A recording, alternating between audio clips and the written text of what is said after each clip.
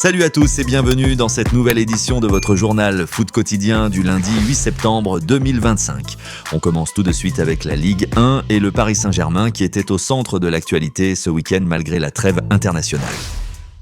C'est la crise ouverte entre le PSG et l'équipe de France.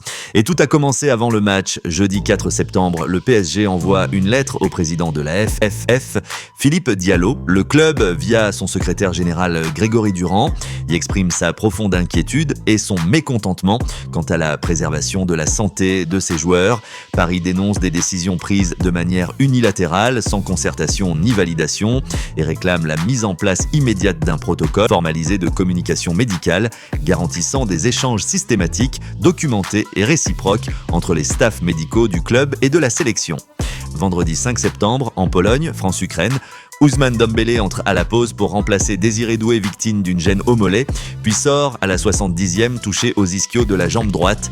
Le couperet tombe ensuite. 6 semaines d'absence annoncées pour Dembélé, 3 à 4 semaines pour Doué.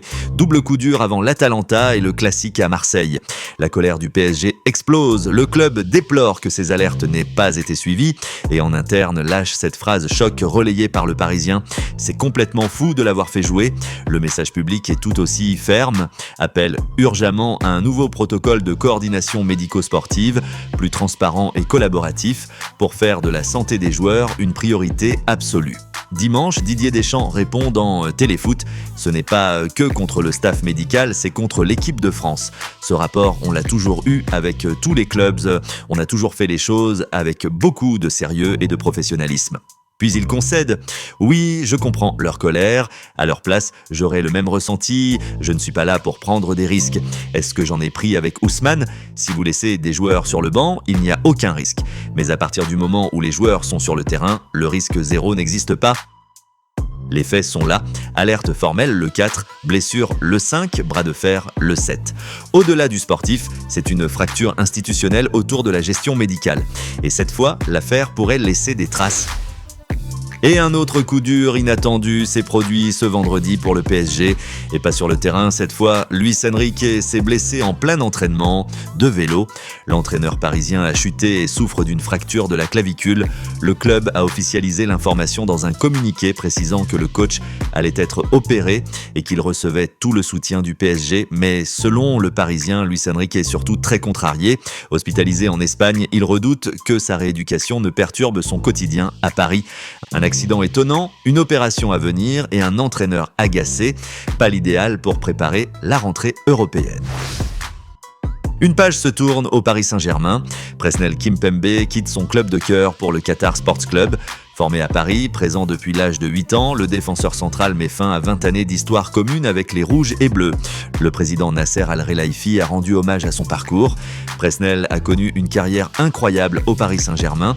Il est un exemple fantastique pour les jeunes joueurs et fera toujours partie de la famille du PSG.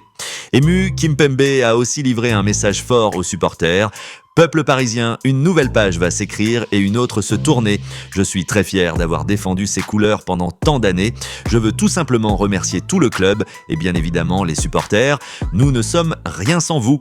Un transfert définitif, un départ chargé d'émotions et un hommage qui sera bientôt rendu au Parc des Princes. Après 20 ans, Presnel Kimpembe dit adieu à Paris. On poursuit avec les qualifications pour la prochaine Coupe du Monde car hier soir se jouaient plusieurs matchs dans la zone Europe. Memphis Depay entre dans l'histoire avec les Pays-Bas.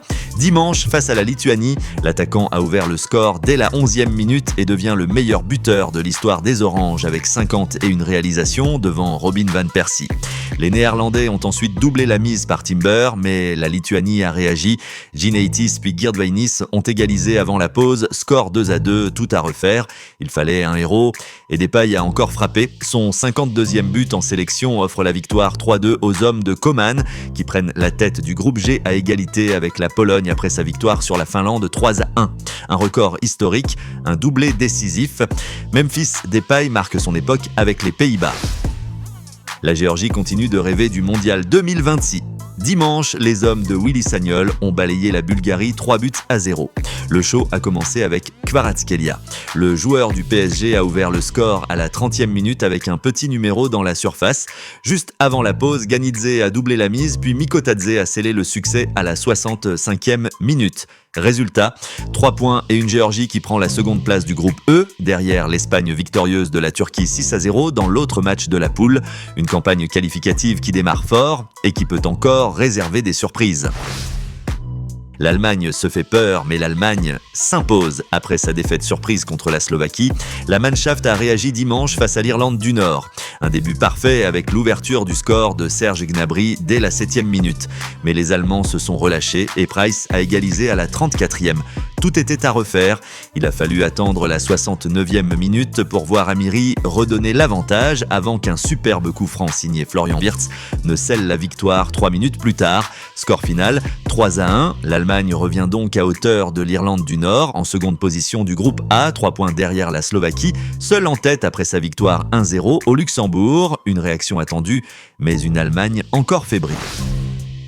Et l'ambiance était tendue hier en Allemagne avec une Mannschaft qui s'est copieusement fait siffler par le public du Rhein-Energie-Stadion à la pause alors que le score était d'un but partout.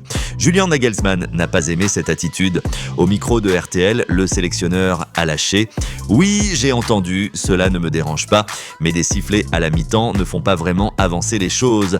Quand on fait tout ensemble, ce que nous devons encore comprendre dans notre pays, cela fonctionne généralement beaucoup mieux. » Un discours ferme, mais la contestation grandit autour de Nagelsmann et malgré la victoire, l'Allemagne reste sous pression.